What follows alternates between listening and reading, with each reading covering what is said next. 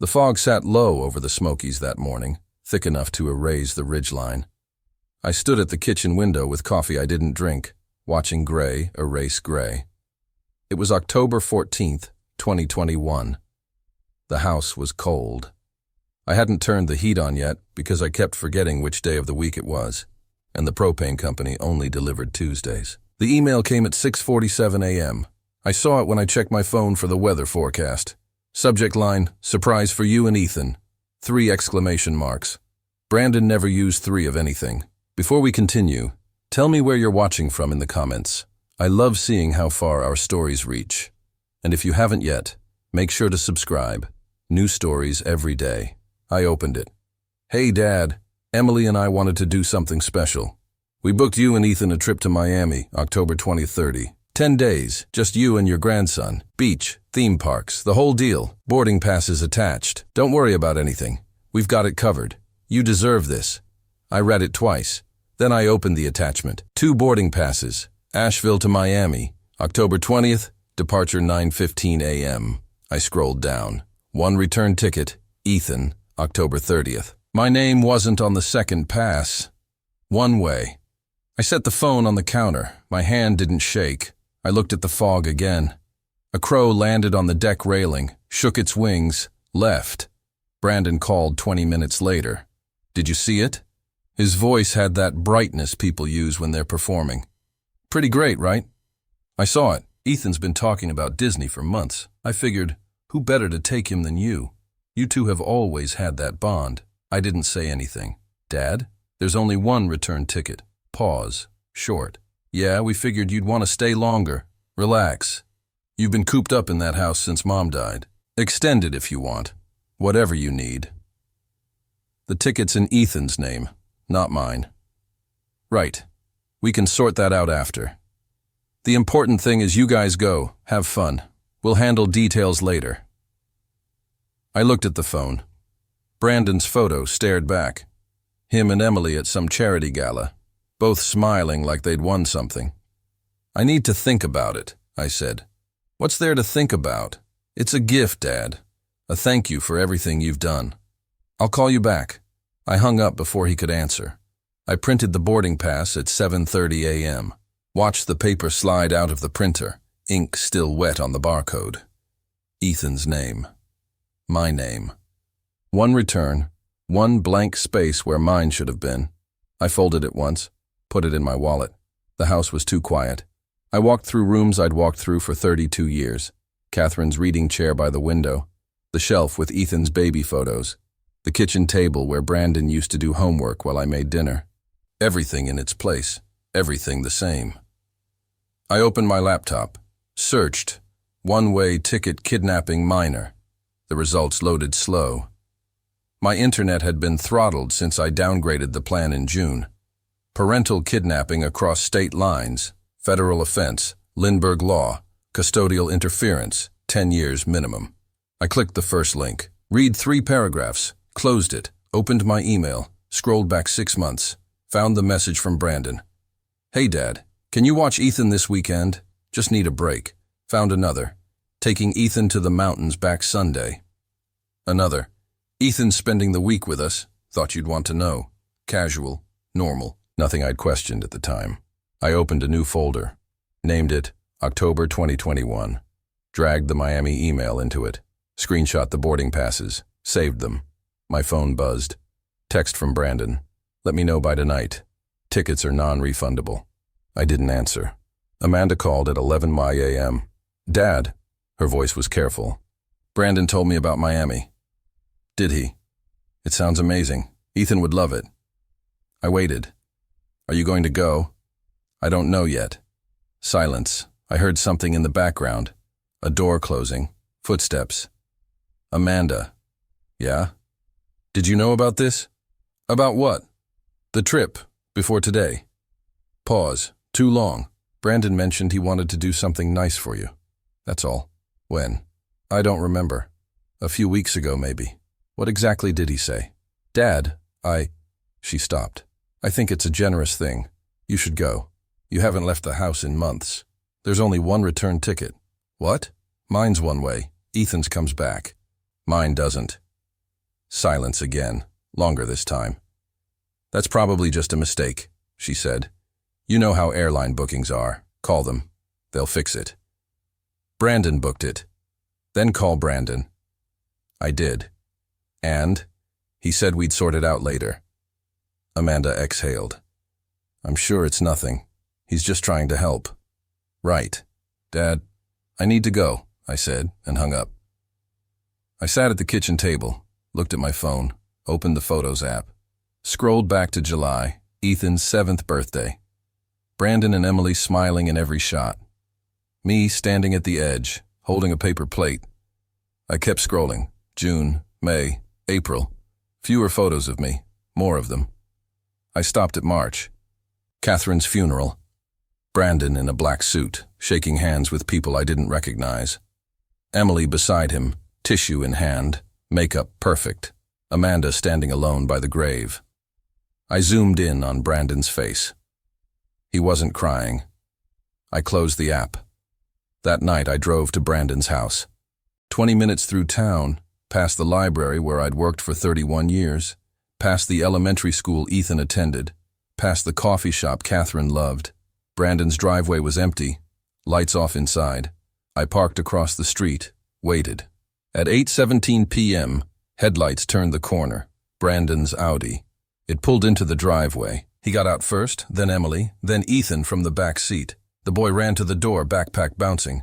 I watched them go inside. One by one, lights came on. Kitchen, living room, upstairs bathroom. I waited 10 minutes. Then I got out of the car. The front door was unlocked. I pushed it open, stepped into the foyer. Voices upstairs. Emily putting Ethan to bed. Brandon's office light on down the hall. I needed Ethan's passport. It would be in the office, filed with the birth certificates and insurance papers. Catherine had always kept them together in a blue folder. I walked quiet, opened the office door. The desk was covered in papers, laptop open, screen dark. I found the filing cabinet, pulled the second drawer, found the blue folder. Ethan's passport was inside. I held it, looked at his photo. 6 years old in that picture. Still had the gap between his front teeth. I heard Brandon's voice from the kitchen, then Emily's, both of them. Close. "Told you he'd hesitate." Emily's voice, sharp. "You should have just done it without asking. He's not an idiot. He'd have noticed." "So what? He crosses the border with the kid. You call the sheriff. Boom. Parental kidnapping. Judge signs the order before their return flight even lands." My hand stopped. "You sure your guy can fast-track it?" Emily again. "He owes me. One phone call, one signed affidavit, and Dad's in county lockup by the time Ethan's eating cotton candy. We sell the house while he's stuck in Florida dealing with extradition. And Amanda? She'll go along, she always does." Silence. I heard the refrigerator open. Close. "How much is the place worth?" Emily asked. "With the land?" $340,000 minimum. He's been sitting on it for 30 years. We split it, pay off the cabin mortgage, still have enough left for the down payment on the lake house. He won't fight it? From a jail cell with a kidnapping charge? He'll be lucky if he even gets visitation after this. Emily laughed, short, cold. I almost feel bad. Don't. He's had it coming. Man hasn't worked in 2 years. Just sits in that house collecting Mom's life insurance. It's time. I stood in the office, passport in my hand, hearing my son plan my arrest. The voices moved, footsteps toward the hallway. I put the passport back, closed the drawer, walked to the front door, opened it, closed it soft behind me, got in my car, drove home. The house was dark when I got back. I didn't turn on the lights. I sat at the kitchen table, put my keys down, my wallet, my phone, opened my laptop, created a new folder, evidence, opened my email, forwarded Brandon's Miami message to myself, screenshot it again, saved both versions, opened my bank statements, found Catherine's life insurance payout, $127,000, deposited June 2020. Highlighted every withdrawal since then, property tax, Ethan's birthday present, Brandon's loan in August, $8,500, never repaid, the roof repair, the furnace. I made a spreadsheet, dated every transaction, noted every request Brandon had made. Every time he'd asked to borrow the car, every time he'd needed money, every time he'd promised to pay me back. Then I opened a document, started writing. October 14th, 2021. Brandon called at 7:07 a.m., offered trip to Miami, one-way ticket. When questioned, stated, "We'll sort it out later." Amanda called 11 a.m. and claimed she knew nothing, then admitted Brandon mentioned trip weeks ago. I kept writing, every detail, every word I could remember. At midnight, I saved the file, closed the laptop, looked out the window. Fog still there, heavier now. The ridgeline completely gone. I thought about Catherine, about the last thing she'd said to me in the hospital. "Take care of our boy." I thought she meant Brandon. I picked up my phone, opened the message thread with Brandon, typed, "I've decided not to go. Thanks anyway." Stared at it for 30 seconds, deleted it. Typed instead, "Need to think about it. I'll let you know tomorrow." Sent it. Put the phone face down on the table. The deer appeared at the edge of the yard, just a shadow in the fog, ears up watching. Then it turned and walked into the trees. I sat in the dark and thought, "All right, son, all right." I canceled the trip at 6:40 a.m. on October 15th. Sent Brandon a text. "Can't make it. Health issues. Sorry." 3 words. No explanation. He called 4 times in the next hour. I didn't answer. Let each call go to voicemail. Listened to them later while I made coffee I still didn't drink. First message. "Dad, what health issues? Call me back." Second. "This is ridiculous. The tickets are non-refundable. You're really going to waste $2,000? Third. "Fine, don't go. But you're explaining this to Ethan." Fourth. "Just breathing. Then, we need to talk. Today." I saved each voicemail, transferred them to my laptop, named the files by timestamp. Brandon showed up at 9 a.m. I watched him through the kitchen window. Same Audi, same confident walk up the driveway. He knocked twice. Hard. I opened the door. "What the hell, Dad?" "I told you. Health issues." "What health issues? You look fine." "Blood pressure. Doctor said no flying." "Since when do you have blood pressure problems?" "Since Catherine died." That stopped him. Just for a second. His jaw worked, then relaxed. "Okay," he said. "Okay. So we'll drive. Rent a car. Take your time. Ethan would still love it." No, I'm not taking Ethan anywhere right now." His face changed. Something behind the eyes. "Why not?" "Because I don't want to." We stood there, him on the porch, me in the doorway. October wind moving leaves across the yard. "You know what I think?" Brandon stepped closer. "I think you're scared. You've been hiding in this house for 18 months. Mom's gone and you can't handle it, so you just sit here, rotting." I didn't answer.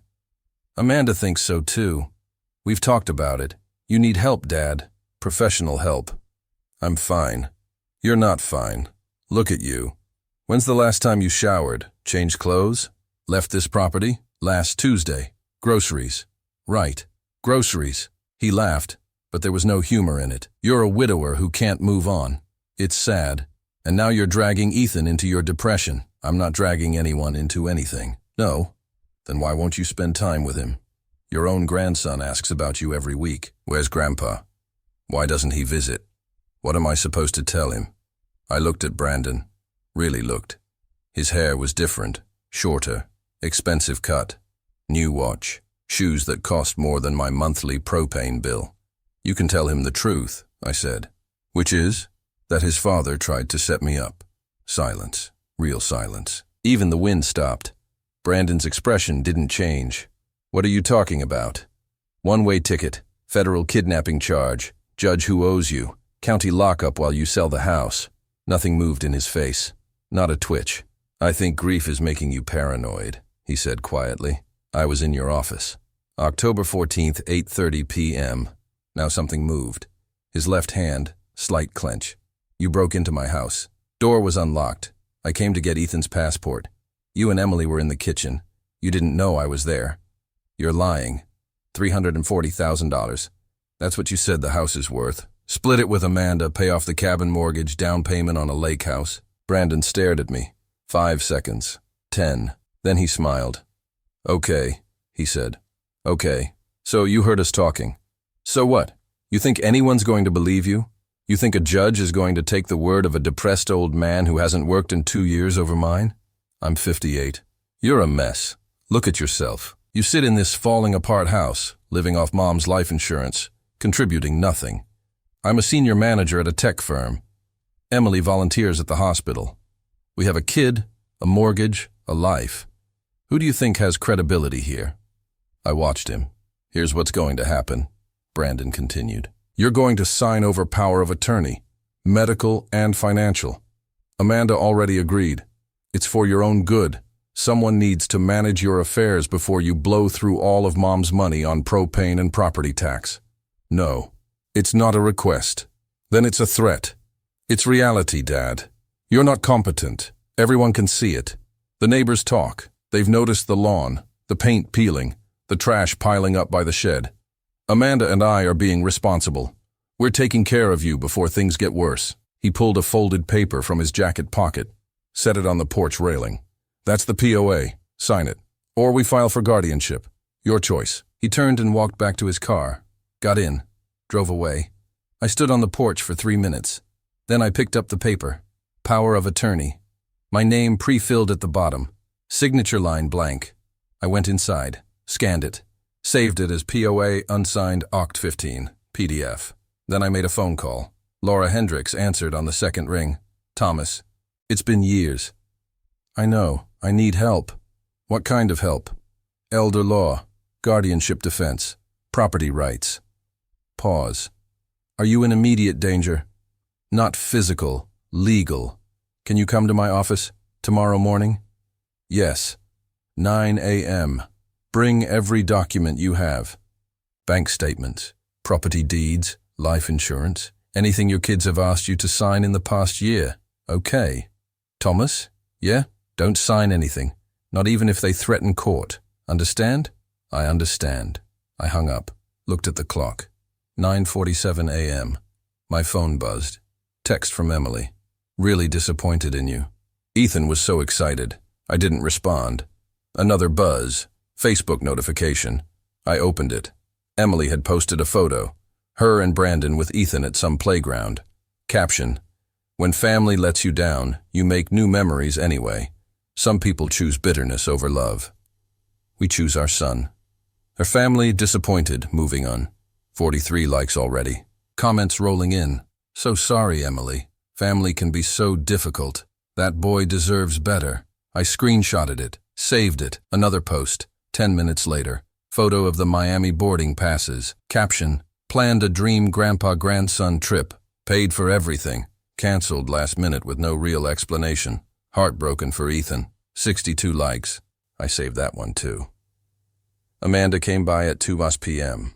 She knocked soft. I let her in. Dad. She looked tired. Hair pulled back, no makeup. We need to talk. Sit. She sat at the kitchen table. Same chair Catherine used to sit in.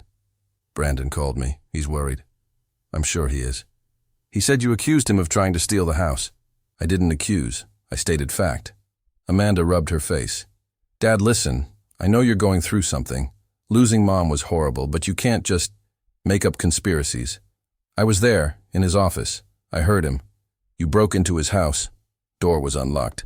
That's still trespassing and eavesdropping. And God, Dad, do you understand how this looks? How does it look? Like you're unstable, like you're paranoid, like maybe Brandon has a point about the power of attorney. I watched her. She wouldn't meet my eyes. Did you sign one? I asked. What? Power of attorney, for yourself. Did you give Brandon control of your finances? She hesitated. That's different. How? I asked him to help. I'm busy with work. I don't have time to manage investments and taxes and... Did you read it before you signed? Silence. Amanda. Of course I read it. What does it say? Standard stuff. He manages my accounts, makes decisions if I'm incapacitated, handles estate planning. Show me. I don't have it with me. Get it. She stood up.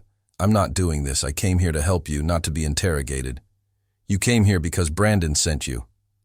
He's trying to protect you. From what? From yourself. She was crying now. You sit in this house alone every day. You don't answer calls. You don't visit. You've lost weight. The yard looks like shit. Neighbors are asking questions. We're trying to help, and you're treating us like enemies. I stood, walked to the counter, picked up the POA Brandon had left. This document gives him full control of my assets, medical decisions, property rights, everything. If I sign this, I can't sell the house. Can't access my own bank account without his permission. Can't make my own healthcare choices. That's not. It's right here, page 3, section 5. I handed it to her. She read it. Her face changed. This is pretty broad. Yes. But he wouldn't abuse it. He's your son. He planned to have me arrested for kidnapping. You don't know that. You heard part of a conversation and jumped to conclusions. One-way ticket, Amanda. Ethan comes back, I don't. Why? She didn't answer. I'm meeting with a lawyer tomorrow, I said. You can come if you want, hear what she has to say, or you can keep believing Brandon. She set the paper down, wiped her eyes. I don't know what to believe anymore. Then don't believe anyone. Look at the documents. Look at the evidence. Decide for yourself. She nodded. Slow. I should go. Okay. She walked to the door. Stopped. Dad? Yeah? Did Mom ever say anything? About Brandon? About money? I thought about that. About Catherine in the hospital. Morphine making her words slur. About the last week when she'd kept asking where the bank statements were. About how she'd made me promise to keep the house in my name only.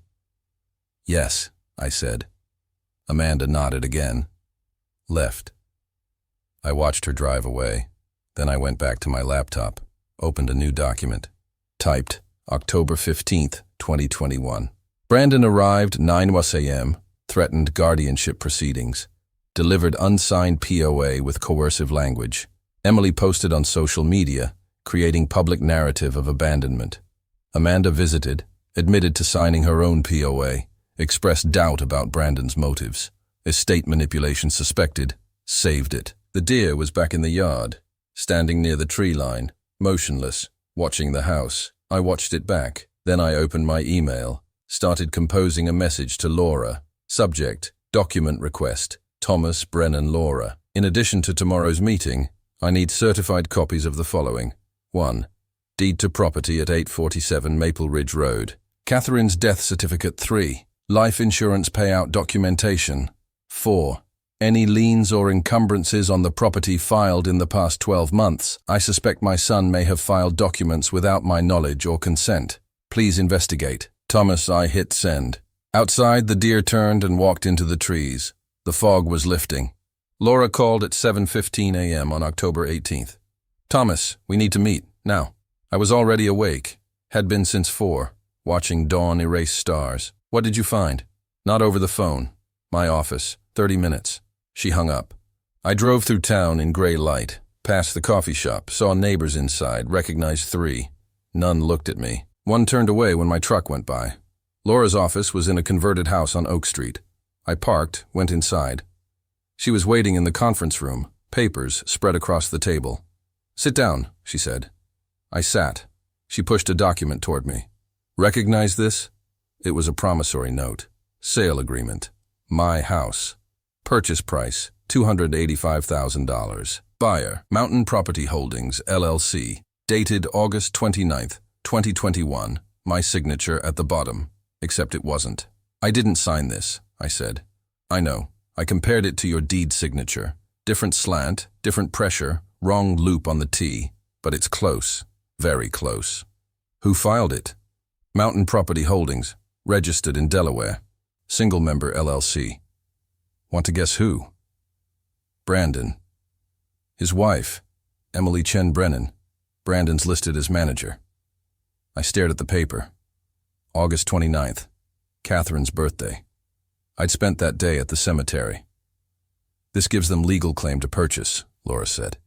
They can force a sale through partition action. With this document, they argue you already agreed. Any resistance looks like breach of contract. It's fraud. Yes, but proving it means proving forgery. That means handwriting analysis, depositions, possibly criminal charges. It's ugly, expensive, and slow. How slow? 6 months minimum, maybe a year. I looked at the signature again. The way the H connected to the O. Almost right, almost. There's more, Laura said. She slid another paper across. Petition for guardianship. Filed October 16th. Brennan, petitioner. Thomas Brennan, respondent. Petitioner respectfully requests the court appoint him guardian of the person and estate of Thomas Brennan, who due to advanced age, grief-related depression, and declining mental capacity, is unable to manage his own affairs. Hearing date, November 12th. 25 days, Laura said. I read the supporting affidavit. Signed by Dr. Richard Moss, family physician. Stated I'd missed 3 appointments. Exhibited confusion and memory loss during last visit. Expressed concern about self-neglect and isolation. I've never seen Dr. Moss, I said. Never? Catherine saw him. I don't have a regular doctor. Laura made a note. That helps, but we need more. We need proof of capacity, proof of coercion, and proof of fraud. Fast. What do you need from me? Everything. Every document you've signed in the past 2 years. Every check, every form, every birthday card. Anything with your handwriting. We're building a comparative analysis. Okay. And Thomas? She looked at me. Don't leave town. Don't talk to Brandon or Emily without recording it. Don't sign anything. Don't let anyone in your house without a witness. Understood. One more thing. Amanda called me yesterday. She wants to talk, off the record. About what? She wouldn't say, but she sounded scared. I spent 3 days in the basement. Catherine had kept everything. 30 years of files in bankers' boxes. Tax returns, insurance forms, school records, mortgage documents. Every Christmas card I'd signed, every check I'd written. I pulled them all out, sorted by year, photographed each signature. My handwriting had changed over time. The early signatures, 1990s, were larger, more confident. The recent ones, post-Catherine, were smaller, shakier. But the forged signature on the promissory note was different. Too steady, too perfect. The kind of signature someone practices. I found Catherine's file from 2020. Hospital admission forms. I'd signed 23 documents in 4 days.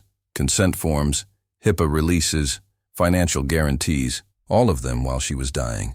I photographed every one. Then I found something else. A blank sheet of paper. My signature at the bottom. Nothing else. Dated March 2020. I remembered.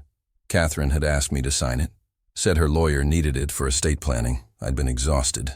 Hadn't questioned it. That signature matched the one on the promissory note exactly.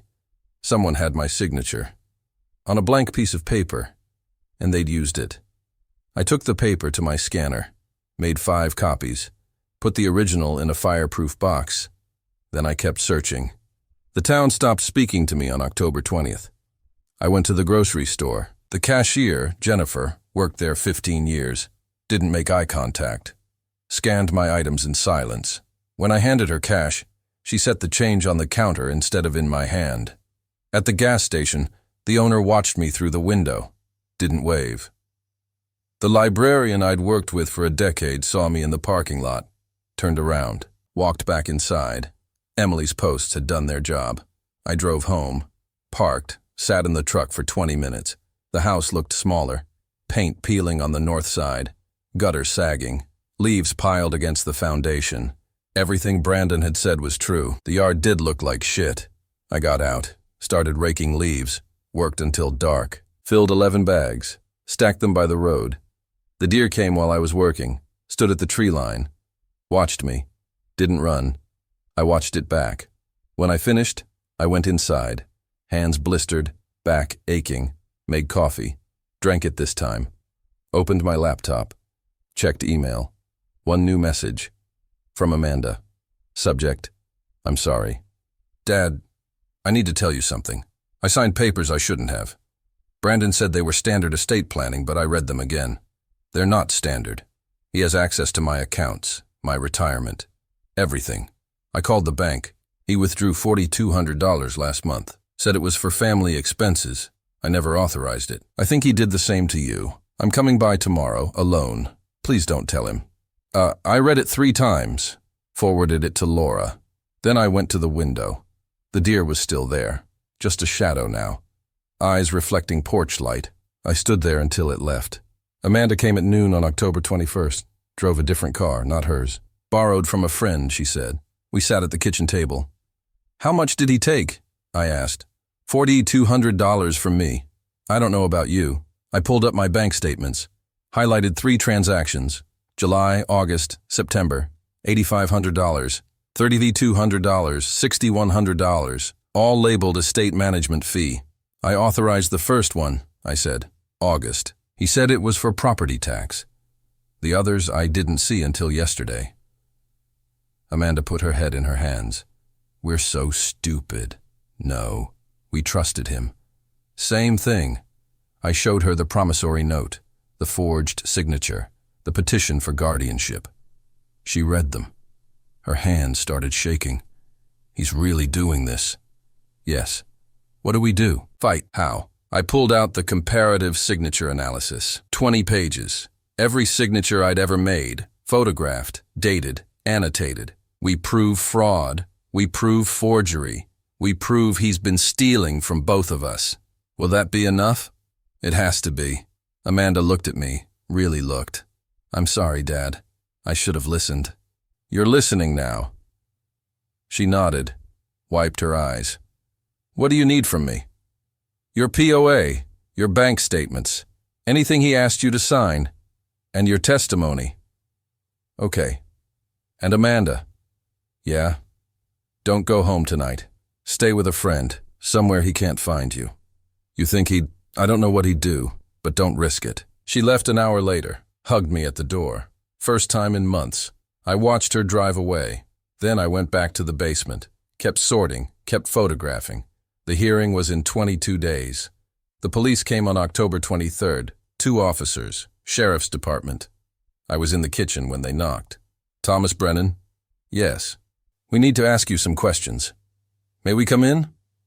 I stepped aside. Let them in. The older one, badge said Morrison, looked around. Took in the stacks of papers on the table, the laptop, the file boxes. Sir, we received a complaint. Breaking and entering. October 14th, approximately 8:30 p.m., 412 Ridgemont Drive. Brandon's address. Who filed the complaint? I asked. Brandon Brennan, your son. He says you entered his home without permission, went through his private office. The door was unlocked. That's still unlawful entry. I was retrieving my grandson's passport for a trip Brandon had planned. Morrison wrote something down. Did you have permission to enter? No. Did you take anything? No. I looked at a passport that had my name associated with it. Then I left.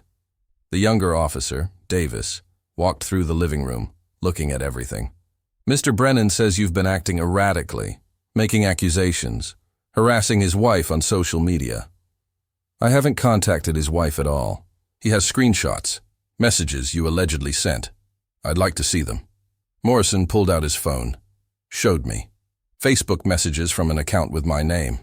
Sent to Emily. Threatening language. Accusations of theft. Except I didn't have Facebook. That's not my account, I said. It has your name, your photo. I don't use social media, never have. You can verify that with Facebook. Check the IP address, the creation date. Morrison looked at Davis. Something passed between them. Mr. Brennan, are you currently under any psychological care? No. Your son says you've been depressed since your wife passed, that you've refused help. My son is trying to have me declared incompetent so he can take my house. Silence. That's a serious accusation, Morrison said. Yes, and I have proof. I pulled the file from the table, the promissory note, the petition for guardianship, the bank statements showing unauthorized withdrawals. He forged my signature on a property sale. He's been stealing from my accounts. He filed a fraudulent guardianship petition, and now he's filing false police reports. Morrison took the documents, read them. His expression didn't change, but his jaw tightened. Have you reported this to anyone? My attorney, Laura Hendricks. We're preparing a response to the guardianship petition and a fraud complaint. Davis stopped walking, looked at Morrison. We'll need to take a statement, Morrison said. Official, at the station. Am I being arrested? No. But we need everything documented, both sides. I'll come voluntarily. Can I call my attorney first? Yes. Laura met me at the station. We spent 2 hours going through everything. Morrison recorded it all. When we finished, he said, "This is beyond our jurisdiction. The forgery, the financial theft, that's criminal fraud. You need to file with the DA." "Will you investigate the unlawful entry complaint?" Laura asked. "We'll investigate both, but Mr. Brennan," he looked at me, "stay away from your son's property. If this escalates, I don't want you giving him ammunition." "Understood." We left. Laura walked me to my truck. "This is good," she said. "How?" "He overplayed. The fake Facebook account, the police report. It shows desperation, pattern of harassment and false accusation. We can use this. What's next?" "We file everything. Criminal complaint for fraud and forgery. Ethics complaint with his employer. Motion to dismiss the guardianship petition. And we request an emergency hearing on the property sale. Get an injunction blocking any transfer until the forgery investigation concludes." "How long?" "The injunction, 3 days if we're lucky. The rest? Weeks. The guardianship hearing is in 19 days. I know, we'll be ready." She drove away. I sat in the truck, looked at the sheriff's station. Gray building, gray sky. My phone buzzed. Text from unknown number. "You're making a mistake. Drop this and I'll drop the guardianship. Otherwise it gets worse." I screenshotted it, forwarded it to Laura with one word. "Brandon?" She replied immediately, "Don't respond." Forwarding to Morrison. I put the phone away, started the truck, drove home. The next morning, Laura filed everything. I watched the docket online. Motion to dismiss, emergency injunction, criminal complaint, all stamped and filed by Tenisakae. Mirai, at 2 p.m., Brandon's employer called him into a meeting. I know because Amanda texted me. He just called. Furious. Company received anonymous ethics complaint. He's suspended pending investigation. Paid leave but can't access systems. I didn't reply. At 4 p.m., the judge granted the injunction. No property transfer allowed until fraud investigation concluded. Mountain Property Holdings LLC frozen. At 6 p.m., Emily deleted her Facebook account. I documented every event. Time-stamped, cross-referenced. Amanda came by at 7. "He knows it was me," she said. She looked terrified.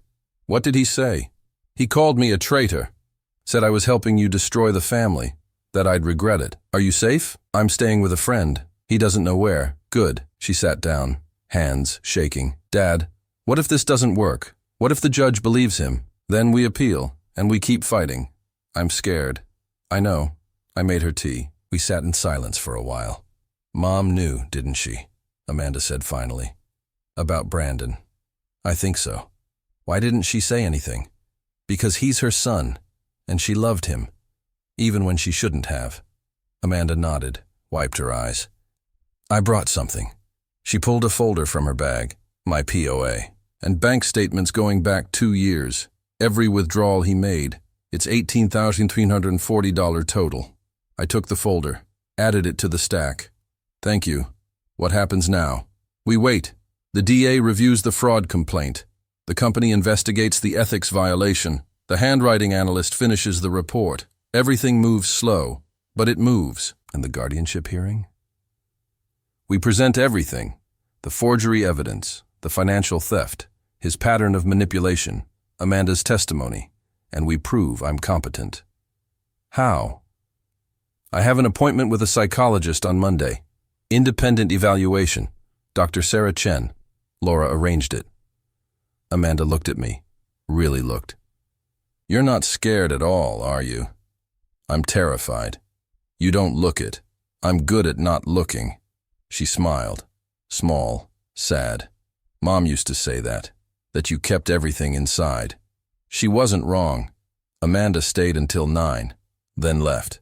I watched her taillights disappear down the road, went back inside, opened my laptop. New email from Laura. DA accepted the complaint.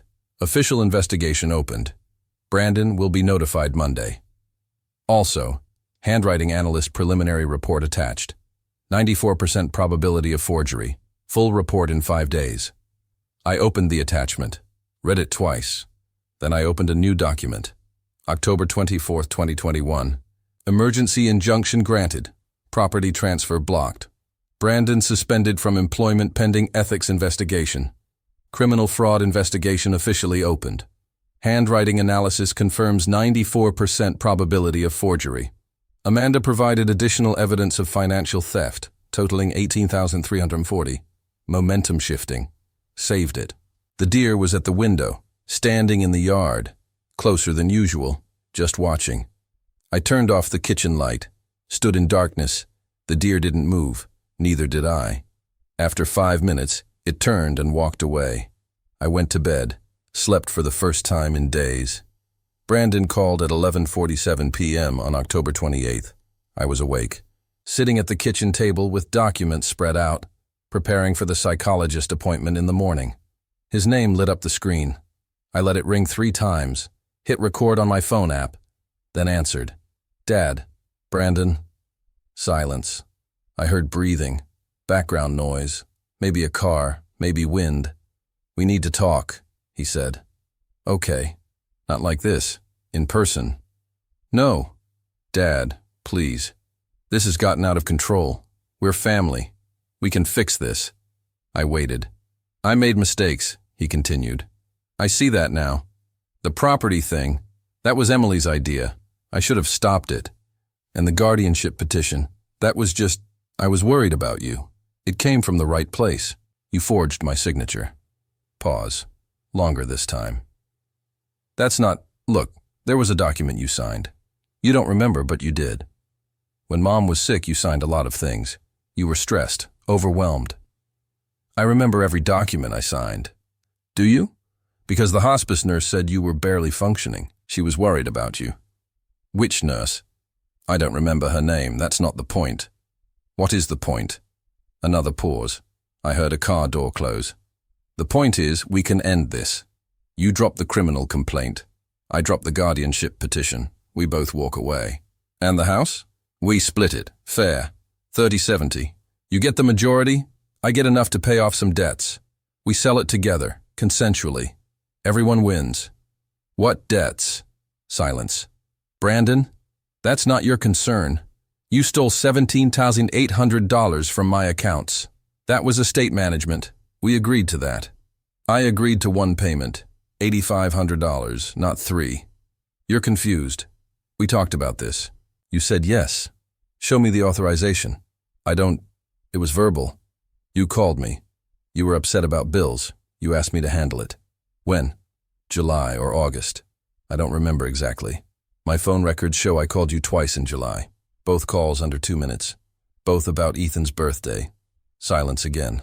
Longer. Dad, you're making this harder than it needs to be. I'm trying to be reasonable. But if you push this, if it goes to court, things will come out. About you. About your mental state. About how you've been living. It won't look good. Is that a threat? It's reality. Drop this, please. No. You're really going to destroy your own son over money? You tried to put me in jail, over a house. That was never. He stopped. I wouldn't have actually done it. You told Emily you would. I heard you. You heard what you wanted to hear. You broke into my house, eavesdropped on a private conversation, and misinterpreted it. The ticket was OneWay. That was a booking error. I've explained this. Then why didn't you fix it when I asked? No answer. Brandon, this conversation is over. Wait. He hung up. I stopped the recording. Saved it. Backed it up to 3 locations. Then I forwarded it to Laura with a timestamp and summary. She replied at 11:53 p.m. Perfect. This is admissible. He just gave us everything. The psychologist appointment was at 9 a.m. on October 29th. Dr. Sarah Chen. Office in a medical building downtown. Clean, quiet, neutral. She spent 3 hours with me. Memory tests, cognitive assessments, interview questions. Asked about Catherine, about Brandon, about my daily routine. Do you know what day it is? She asked. Friday, October 29th, 2021. Who's the president? Biden. Can you count backward from 100 by 7s? I did. Without error, she showed me a list of words, asked me to repeat them, then talked about other things for 10 minutes, then asked me to recall the words. I recalled all 12. Mr. Brennan, she said finally, you're not impaired. You're grieving. There's a difference. Can you put that in writing? I'll have the report ready by Monday. The hearing was scheduled for November 12th. Laura got it moved up. November 3rd. Emergency hearing. Judge Warren presiding. I wore the suit I'd worn to Catherine's funeral. Laura met me outside the courthouse. "They'll try to settle," she said. "Before we go in, be ready." She was right. Brandon's attorney, a man named Cooper, expensive suit, approached us in the hallway. "Ms. Hendricks, Mr. Brennan, perhaps we could talk before the judge's time is wasted." "I'm listening," Laura said. "My client is willing to withdraw the guardianship petition. In exchange, Mr. Brennan withdraws the criminal complaint and agrees to mediation regarding the property." "No," I said. Cooper looked at me. "Mr. Brennan, with respect, litigation is expensive, emotionally and financially. Mediation? No. Perhaps you should consult with your attorney before." She consulted with me. The answer's no. Laura smiled, small, sharp. "See you inside, Mr. Cooper." The courtroom was smaller than I expected. Judge Warren, a woman, mid-50s, reading glasses, sat behind the bench reviewing documents. Brandon sat with Cooper at one table, Emily beside him, red-eyed. Amanda sat with us at the other table. The judge looked up. "This is a petition for guardianship filed by Brandon Brennan regarding his father, Thomas Brennan. Mr. Cooper, you may proceed." Cooper stood, made his case. Depression following spousal death, missed medical appointments, social isolation, financial disorganization, erratic behavior including unlawful entry and baseless accusations. He called Dr. Moss as a witness. The doctor testified about missed appointments, about concerns expressed during the last visit. Laura cross-examined. "Dr. Moss, when was this last visit?" "June 2020. 16 months ago?" "Yes. And how many visits has Mr. Brennan had with you since then?" "He hasn't scheduled any." "So you're testifying about his mental state based on a single visit 16 months ago?" "I'm testifying about concerning patterns, based on one data point, based on medical judgment." "Have you seen Mr. Brennan in the past 16 months?" "No." "Thank you. No further questions." Cooper called Emily. She testified about the Miami trip, about my refusal to engage with family, about concerning phone calls. Laura cross-examined. "Mrs. Brennan, you posted on social media that Mr. Brennan let down his grandson, correct?" "Yes." You also posted boarding passes describing the trip as a gift, correct?" "Yes." "Did you mention that Mr. Brennan's ticket was OneWay?" "That was an error." "An error you didn't correct when he asked about it?" "We plan to fix it." "When?" Emily looked at Cooper. He nodded. "After he arrived in Miami." "But so you wanted him to fly one way to another state with a minor child, trusting you'd fix the return ticket later? It wasn't like that." "What was it like?" "We were trying to help him." Laura pulled out a document. "This is a promissory note for the sale of Mr. Brennan's property, dated August 29th, 2021. Do you recognize it?" Emily went pale. Yes. Your LLC is the buyer, correct?" "Yes." "And this signature, is this Thomas Brennan's signature?" "I don't know." "You filed this document. You didn't verify the signature?" "Brandon handled that." "So your husband handled forging his father's signature?" "Objection." Cooper stood. "Speculation." "Sustained," the judge said. But she looked at Emily differently now. Laura presented everything, the handwriting analysis, the bank statements, the phone recording from October 28th.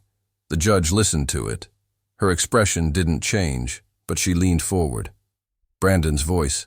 "I made mistakes. The property thing, that was Emily's idea." When it finished, Judge Warren looked at Brandon. "Mr. Brennan, do you wish to testify?" Brandon stood, looked at Cooper, looked at me. "No, Your Honor." "Very well." She reviewed her notes.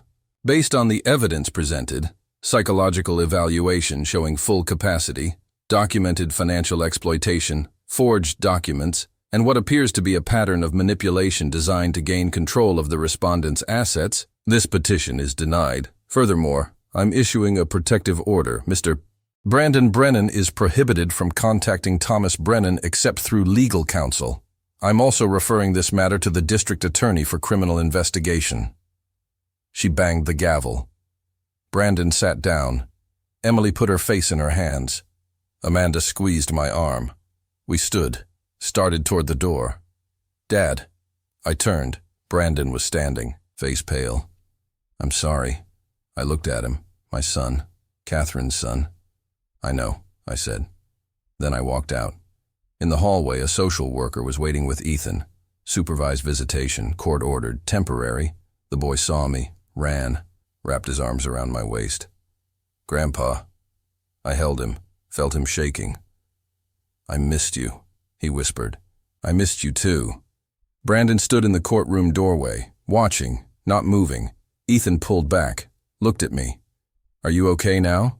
I'm okay. Good. The social worker touched his shoulder. Time to go, Ethan. He hugged me again, then left. I watched him walk away. Brandon was still standing there. Our eyes met. He turned, disappeared back into the courtroom. Amanda and Laura walked me outside.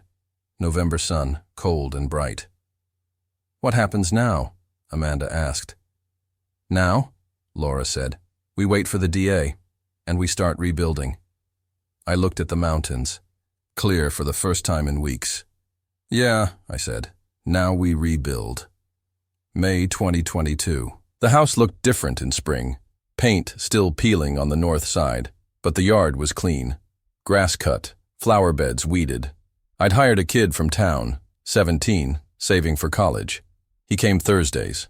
I stood at the kitchen window with coffee, watching morning erase fog. Routine I'd built over 6 months. Wake at 6, coffee, watch the light change, start the day. The criminal case had closed in February. Plea agreement. Brandon pled guilty to falsifying documents, misdemeanor. Restitution, $1,700 plus court costs. 2 years probation, no jail time. Laura had advised accepting it. You got what matters, she'd said. Your house, your freedom, your grandson. She was right. The money came back in March, direct deposit. I put it in a separate account. Hadn't touched it yet. Wasn't sure I would. Brandon's employer had terminated him in December. Ethics violation confirmed. Emily filed for divorce in January. Moved to Charlotte with her sister. Amanda told me these things. I didn't ask, but she told me anyway. He's working at a call center now, she'd said last week. Apartment in South Asheville. Sees Ethan every other weekend. How's he doing? Brandon or Ethan? Both. Ethan's okay. Confused, but okay. Brandon. She'd paused. I don't know. He doesn't talk to me. I hadn't seen Brandon since November. The protective order had expired in February, but neither of us had reached out. Some distances don't close. Ethan came every Sunday. Court-ordered visitation at first, then just habit. Amanda brought him at 10, picked him up at 4. We'd fall into routines. Pancakes for lunch, walks in the woods, card games at the kitchen table. He'd ask about Catherine sometimes. I'd answer, honest, simple. What was Grandma like? Kind, smart, terrible at poker. He'd laugh, then get quiet. Do you miss her? Every day. Me too. He'd been 4 when she died. Barely remembered her face, but he remembered her voice, the way she'd sing while cooking, the way she'd let him help in the garden. We kept those memories alive, carefully, without decoration.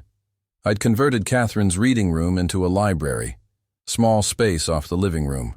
Her chair still there, I couldn't move it, but I'd added shelves, filled them with children's books, classics, new releases, everything in between. Ethan loved it, would spend hours there reading, sometimes out loud, sometimes silent. I'd sit in the doorway, listen, watch. Catherine would have liked that. The property deed was updated in March. My name only. No liens, no encumbrances. Mountain Property Holdings LLC dissolved. Laura had handled everything. Clean, final, documented. The house was worth more than Brandon thought. $380,000 according to the most recent appraisal. Land value had increased. Location, schools, market demand. I wasn't selling. Not yet. Maybe not ever. But I'd updated my will. Drafted it with Laura. Filed it properly, no ambiguity. The house would go to Ethan when he turned 25. Until then, Amanda was named trustee. She'd manage it if something happened to me. I'd sealed the documents in an envelope, put them in the fireproof box with everything else. Birth certificates, insurance policies, Catherine's wedding ring, history, preserved, protected. Amanda came by on a Tuesday in April. No Ethan, just her. We sat at the kitchen table. She looked tired. I heard from Brandon, she said. I waited. He wants to apologize. To you, in person. When? Whenever you're ready, if you're ready. I looked out the window, trees budding, green returning. I don't know if I am, I said. That's okay. You don't have to be. Does he know that? I told him. He understands. We sat in silence. I poured her coffee. She drank it. Do you think he's sorry? I asked. Amanda considered. I think he's sorry about the consequences. Whether he's sorry about the actions. She shrugged. I don't know. Maybe. People are complicated. Catherine used to say that. I know. I remember. She left an hour later, hugged me at the door. You did the right thing, Dad. Defending yourself. Fighting back. That took courage. Didn't feel like courage. It never does. I planted trees in late April, 6 of them, along the back edge of the property. White oak, red maple, dogwood. 1 for each year Catherine had been gone. 1 for each year she'd miss. I'd keep planting, every spring, until I couldn't anymore. The kid who mowed helped me dig the holes. We worked in silence, good silence. When we finished, I stood back, looked at the saplings, small now, fragile. They'd grow, outlive me, outlive the house maybe. That felt right. The deer came back in early May. I saw it from the kitchen window, standing in the yard, closer than ever before, 20 feet from the porch. It looked at me. I looked at it. Neither of us moved. Then it walked forward, slow, deliberate, stopped 10 feet away. We stood like that for 5 minutes, maybe longer. Then it turned, walked into the trees, didn't look back. I never saw it again. Sunday, May 15th. Ethan arrived at 10. Amanda stayed for coffee, then left. We made pancakes, ate them on the porch, watched clouds move across the mountains. Grandpa? Yeah? Are you happy? I thought about that. About happiness. About what it meant now. I'm okay, I said. That's good. Yeah, it is. He went inside, started reading. I stayed on the porch. The mountains were clear. No fog, no clouds. Just peaks and sky. I thought about Catherine, about Brandon, about everything that had happened and everything that hadn't. I thought about the envelope in the fireproof box, the will, the deed, the evidence I'd kept, all of it preserved just in case. Just in case. But I didn't need it anymore. The fight was over. The house was mine. Ethan was safe. I'd won. Not the way I'd imagined. Not with reconciliation or redemption or healing, just with silence, with patience, with proof. The truth had been enough. I finished my coffee, looked at the saplings, 6 small trees, growing, stood up, went inside. Ethan was in the library, reading Where the Red Fern Grows, Catherine's favorite. Good book? I asked. Sad, but good. Yeah, it is. I sat in the doorway, watched him read. The house was quiet, clean, mine.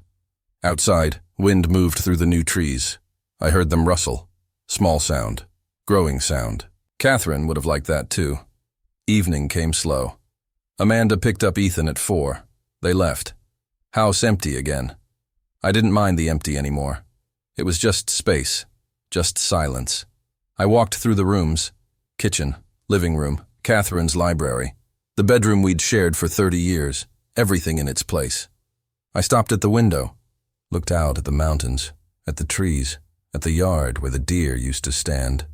Peace wasn't what I'd expected. It wasn't relief, wasn't joy. It was just quiet, earned quiet. I went to the kitchen, made dinner, ate alone, washed the dishes, sat at the table with my laptop, opened the folder labeled evidence, looked at it, all the documents, all the proof, months of work. I didn't need it anymore, but I kept it anyway. Some things you preserve, not because you'll use them, but because they're true. I closed the laptop, walked to the porch, sat in the chair Catherine used to sit in. The sun was setting, orange light on the mountains, long shadows across the yard. Somewhere in town, Brandon was starting his evening shift, answering phones, following scripts. Somewhere in Charlotte, Emily was building a new life. Somewhere nearby, Amanda was tucking Ethan into bed. And here, I was alone, but not empty, not anymore. The light faded. Stars appeared. I sat and watched them come. Tomorrow I'd wake at 6. Make coffee. Watch the fog lift. Start again.